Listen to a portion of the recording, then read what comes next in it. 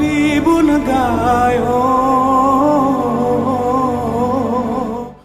Saudaraku, pada hari ini Kamis 10 November 2022, Kabupaten Aceh Tengah diguncang gempa 4,9 skala Richter.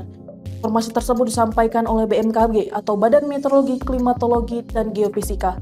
Gempa tersebut terjadi pada pukul 12:56 waktu Indonesia Barat. Berikut informasi selengkapnya.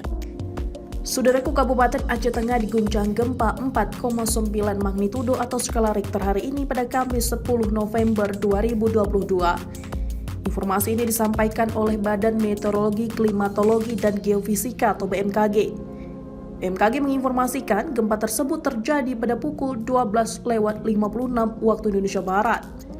Pusat gempa itu 40 km barat daya Takengon, Aceh Tengah dengan kedalaman 10 km.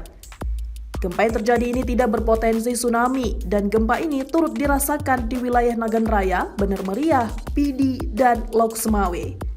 Dari Aceh Tengah, Cut Eva Makfirah, Tribun Gayo.